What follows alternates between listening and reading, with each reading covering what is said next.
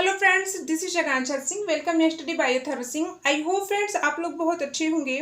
Friends, मैंने आपसे कहा था कि 199 क्वेश्चन का आंसर आप लोग ज़रूर दीजिएगा, ठीक है। लेकिन आप में से किसी का भी आंसर नहीं आया है, तो चलिए मैं बता देती हूँ कि neither Ram nor his parents are to blame, no error, ठीक है।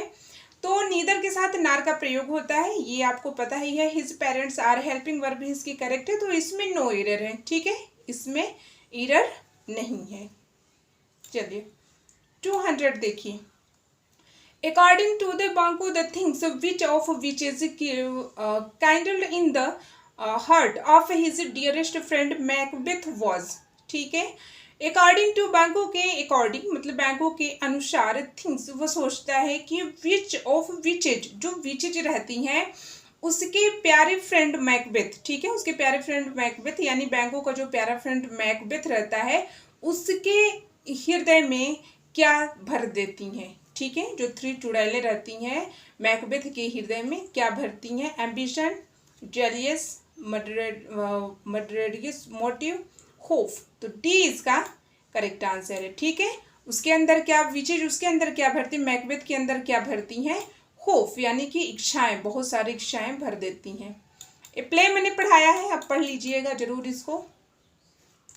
According to Lady Macbeth, the action of one might give to coming days to Macbeth and his wife.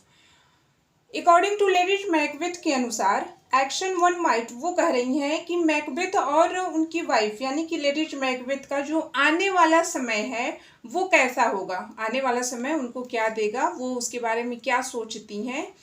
तो शैंड पावर वनली, रॉयल्टी वनली की स्टोरन power and royalty की either Shawn power और royalty. तो ये friends इसका C correct answer है, ठीक है।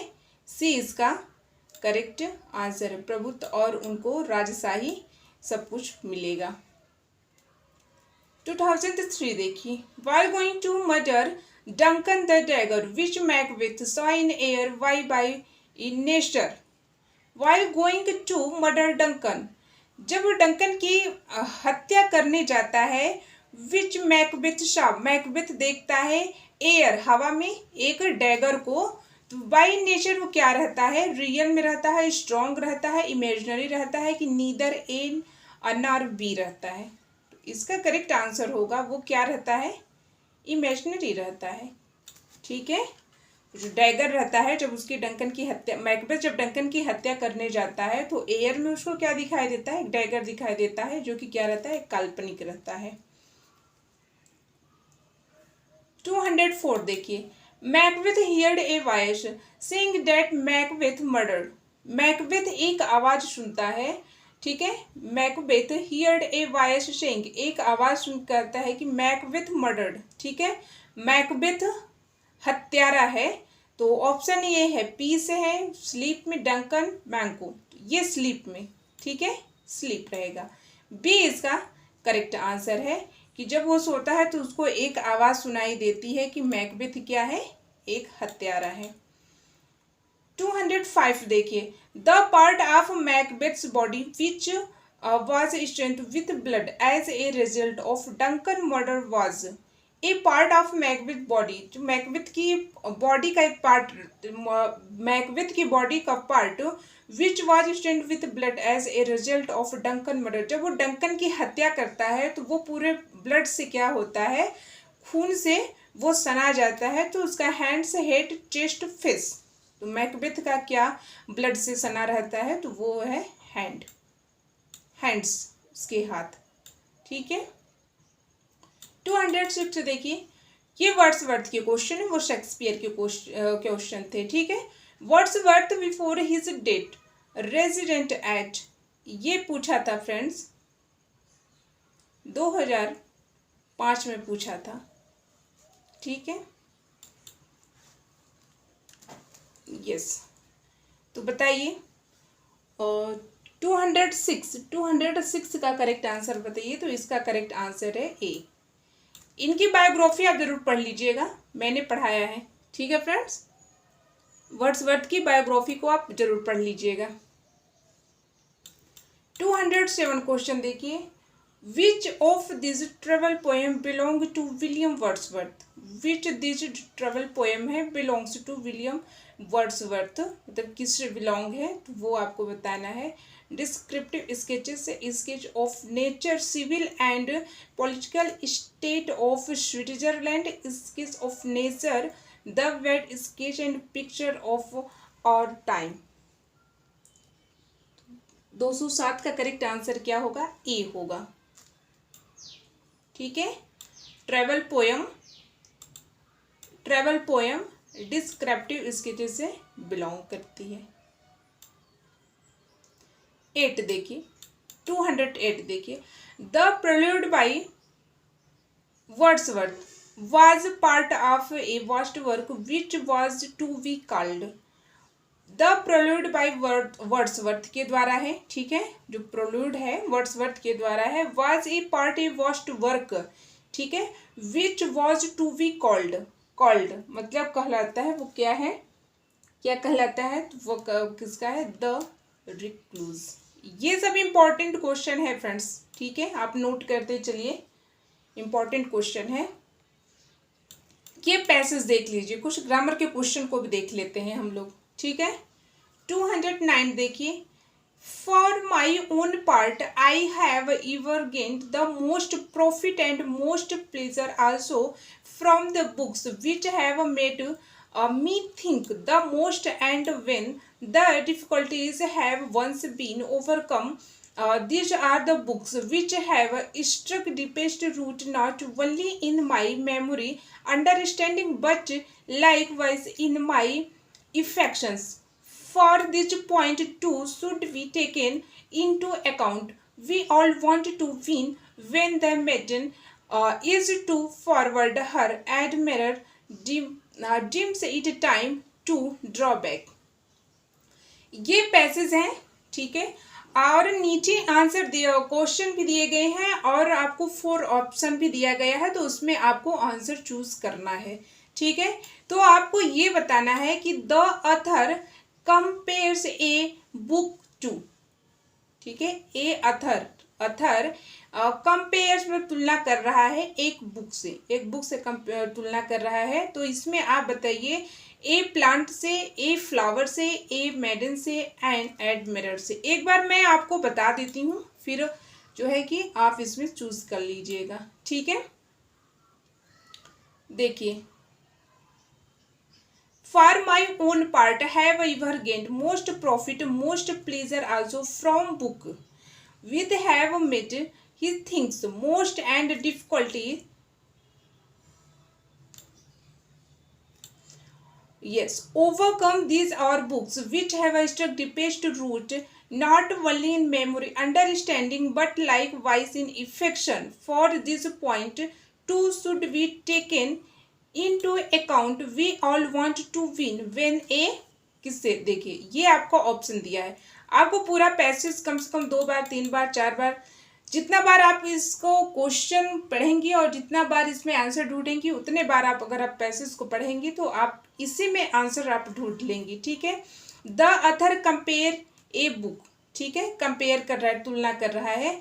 तो अब इसमें देखिए ऑप्शन देख लीजिए, थोड़ा सा माइंड को लगाइए, तुक्के की जो बात मैं करती हूँ एक उसका भी है, थोड़ा सा दिमाग लगाइए, तो देखिए आपको खुद समझ में आ जाएगा। ए प्लांट है, इस पैसेज में प्लांट का कोई नाम ही नहीं है। ए फ्लावर, उसका कोई नाम ही नहीं है। ए मेडन, अब आपको इसमें ढूंढना पड़ेगा।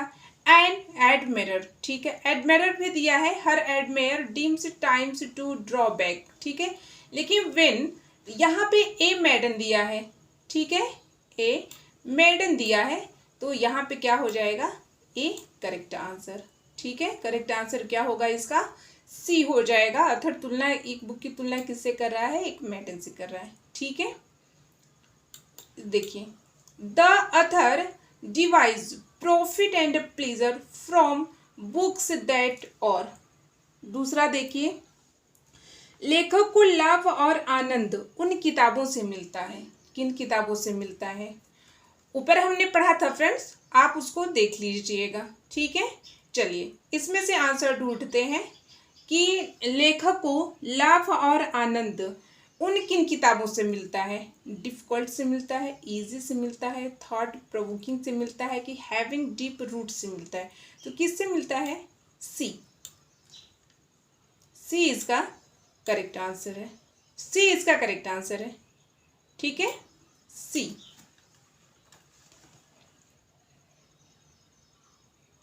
नेक्स्ट देखते हैं। Profit and pleasure come only after. जो लाभ और आनंद के बाद आता है।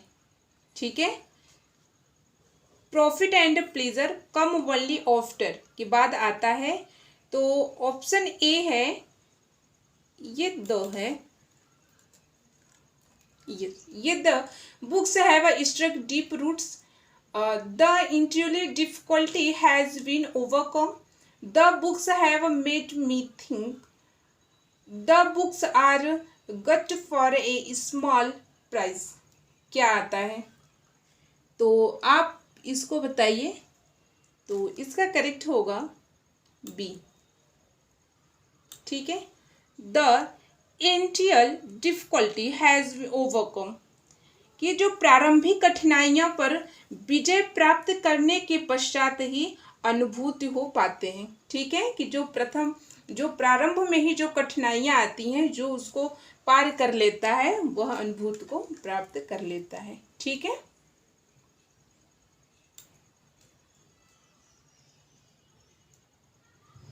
फोर्थ देखिए। The point to be taken into account is that. Fourth देखिए।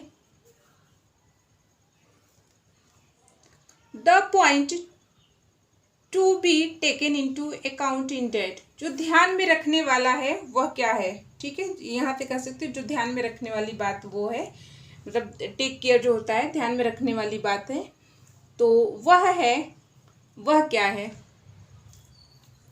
Anything for which we do not pay a price to taken हाइटली,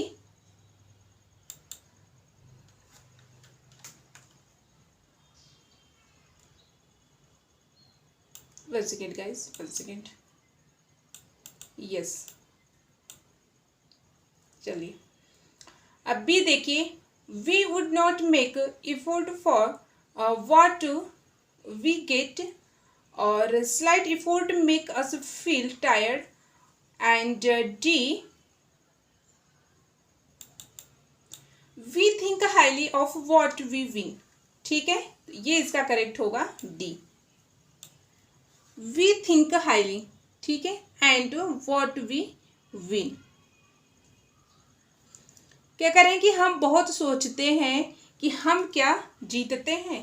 ठीक है, कह रहे हैं कि क्या हम, मतलब हम बहुत सोचते हैं बातों को कि क्या हम जीतेंगे कि नहीं जीतेंगे। तो वही कह रहे हैं कि क्या जो है कि हम बहुत सोचते हैं कि हम क्या जीतते हैं।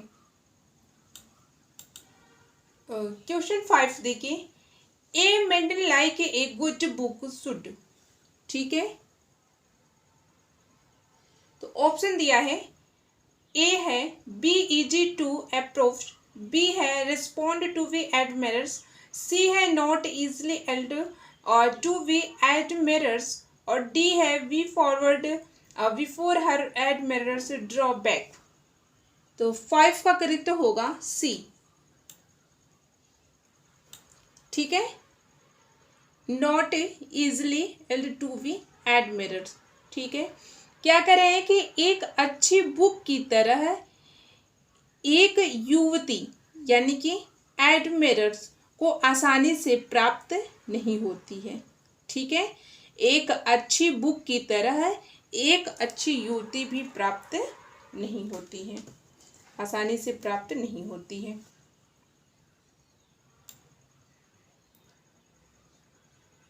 चलिए एंटोनिम देख लेते हैं। ठीक है, आइए एंटोनिम को जरा देख लेते हैं। 210 क्वेश्चन को देखिए। What is the antonym of supercilious? ठीक है, इसका मतलब होता है घमंडी। फ्रेंड्स आप इसको नोट करते चलिए, इसकी जो हिंदी है उसको नोट करते चलिए। सुपरसिलियस का मतलब होता है घमंडी। ठीक है, एंड ऑप्शन ए देखिए कि इसमें आपको बताना है कि इसका एंटोनिम यानी कि इसका अपोजिट क्या है। ठीक है, तो स्नोबिस है, स्नोबिस का मतलब क्या होता है? दंभपूर्ण। नोट कर लीजिए, स्नोबिस का मतलब होता है दंभपूर्ण। मेर एंड हम्बल का मतलब होता है नम्र और विनम्र। सी देखिए, ऑर्डेंट का मतलब होता है घमंडी। ठीक है, यस यस, ऑर्गेन है फ्रेंड्स, ऑर्गेन का मतलब होता है घमंडी। ठीक है, एंड सुपरशियल का मतलब होता है सतही, सतही। तो इसका करेक्ट आंसर आपको बताना है कि सुपरसिलियस का मतलब तो घमंडी हो गया, तो इसमें क्या होना चाहिए कि जिसका अपोजिट हो, तो क्या होगा? मिक एंड हम्बल, यानी कि नम्र और विनम्र। बी इसका करेक्ट आंसर है, बी इसका करेक्ट आंसर है। 211 देखिए, मैनली का मतलब होता है बहादुर और वीर। ठीक है, बहादुर और वीर होता है। फेमिनिन का मतलब होता है जनाना, जो ठीक है जनाना होता है।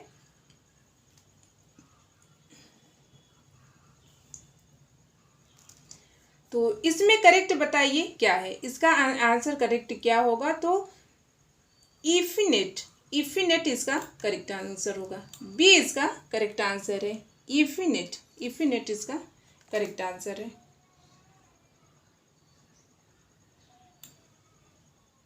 212 देखिए, फीड, फीड का मतलब क्या होता है? चारा। ठीक है, अब इसमें बताइए अपोजिट क्या होगा? फीड का मतलब होता है चारा। ठीक है, न्यूरिश का मतलब होता है फ्रेंड्स लालन पालन करना। ठीक है, न्यूरिश का मतलब होता है लालन पालन करना। और यस, फास्टर का मतलब होता है पोषक, फास्टर का मतलब होता है पोषक। और सी देखते हैं, सस्टेन का मतलब होता है जारी रखना। सस्टेन का मतलब क्या होता है? जारी रखना। स्टार का मतलब क्या होता है? भूखा मार देना। स्टार का मतलब होता है भूखा मार देना। तो ये क्या होगा? करेक्ट इसका डी होगा। ठीक है, इसका करेक्ट आंसर क्या है? डी। फीड का मतलब हो गया चारा, मतलब चारा किसको खिलाएंगे? जानवरों को ही खिलाएंगे ना। तो चारा का क्या मतलब हो गया? खिलाना। और स्टार का मतलब क्या हो गया? भूखा मार देना। ठीक है, या भूखा रखना। 213 को देखिए,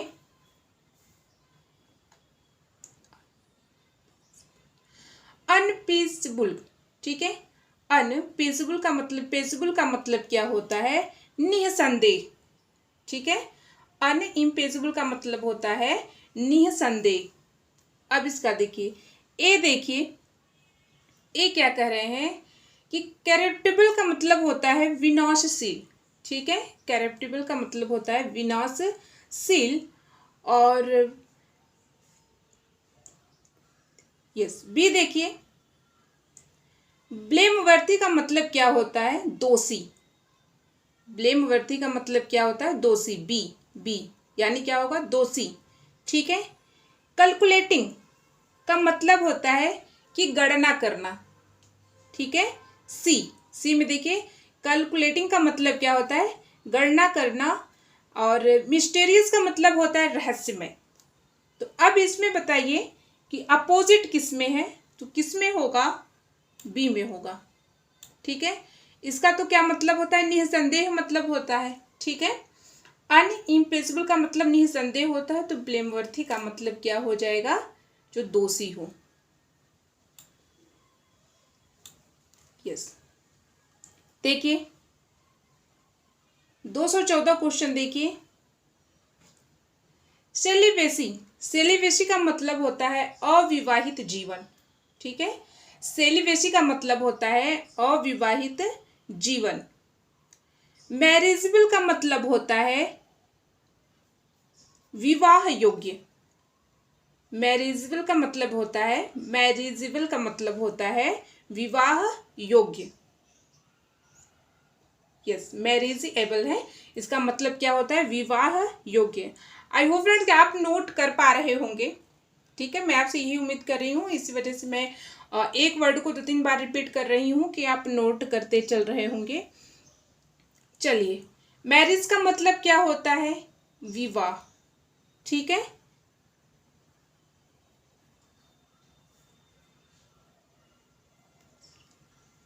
सी देखिए, मैट्रिमोनी का भी मतलब क्या होता है? विवाह। ठीक है, एंड मैट्रिमोनियल का भी मतलब होता है वैवाहिक। मैट्रिमोनियल का मतलब क्या होता है? वैवाहिक। तो इसका करेक्ट आंसर क्या होगा? सी। मैट्रिमोनी, मैट्रिमोनी का मतलब क्या होता है? विवाह। और इसका मतलब क्या होता है? सेलिबेसी। सेलिबेसी का मतलब क्या होता है? अविवाहित जीवन।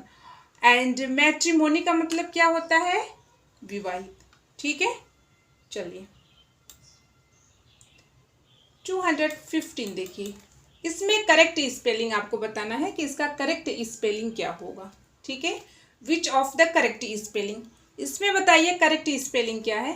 तो इसमें फ्रेंड्स इसका करेक्ट स्पेलिंग है ए, इसकी करेक्ट है। चलिए आप मिला लीजिएगा, मैं इसका आंसर बता दे रही हूँ। 116 में देखिए कि करेक्ट स्पेलिंग क्या है, तो इसका बी करेक्ट आंसर है। बी, बी की स्पेलिंग सही है। एग्जॉजरेशन, इसका क्या मतलब होता है? अति संयुक्ति। एग्जॉजरेशन का मतलब होता है अति संयुक्ति।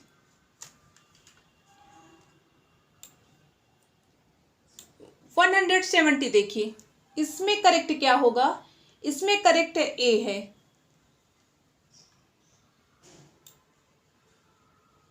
कॉन्स्पिशियस। ठीक है, इसका क्या मतलब होता है? विशिष्ट। इसका मतलब होता है विशिष्ट। चलिए 218 क्वेश्चन को देखिए। एफिलेंट का मतलब होता है फ्रेंड्स अपील करने वाला। ठीक है, यानी कि इसकी कौन सी स्पेलिंग करेक्ट है? सी। ठीक है, 218 क्वेश्चन में सी स्पेलिंग करेक्ट है। ठीक है, क्या है? अपीलेंट का मतलब अपील करने वाला। 19 देखिए, 219, इसमें करेक्ट स्पेलिंग क्या होगी? तो इसकी करेक्ट स्पेलिंग है ए। बिलजेबब का मतलब होता है दानव, शैतान। ठीक है, बिलजेबब का मतलब होता है दानव या शैतान। चलिए अब कुछ फिगर ऑफ स्पीच के क्वेश्चन देख लीजिए। विच of the following is an example of personification, इसमें अब आपको ये बताना है कि पर्सोनिफिकेशन का कौन सा एग्जाम्पल बेस्ट है, बेस्ट होगा इस 4 ऑप्शन में से। मतलब एक है तो पर्सोनिफिकेशन के लिए कौन सा बेस्ट होगा वो आपको बताना है। तो फ्रेंड्स आंसर बताते चल रहे हैं। ठीक है, तो डी इसका करेक्ट आंसर होगा, एज इन लव। ठीक है, एज को यहाँ पे क्या किया गया है कि अनुभव किया गया है। ठीक है, एज इन लव। 21 देखिए,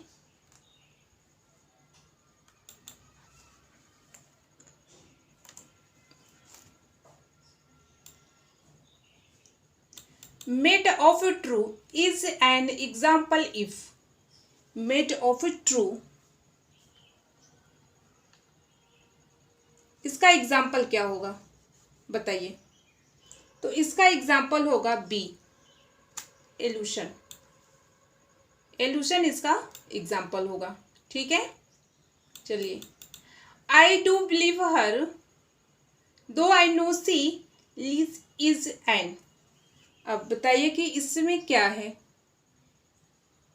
इसका करेक्ट क्या होगा?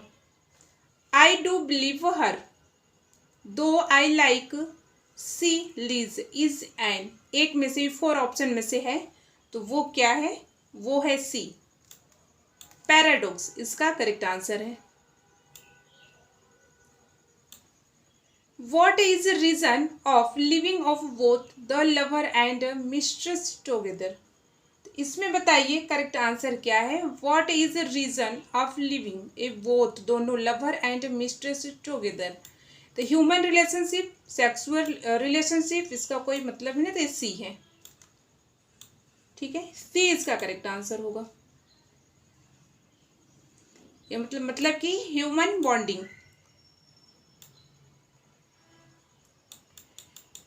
The beloved in the poem is generally known as, beloved in the poem generally known as, वो जाना जाता है, डार्क लेडीज। ए इसका करेक्ट आंसर है, डार्क लेडीज।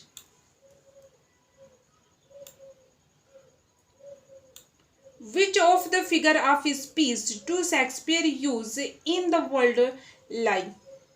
ठीक है, ली या लाई जो भी हो, इसको देखिए तो ये कौन सा है, ये फिगर ऑफ स्पीच कौन सा है। Which of the figure of speech to Shakespeare use in the word, Shakespeare figure of speech में जो वर्ड यूज करते हैं ली का, वो क्या है, बी है, पन।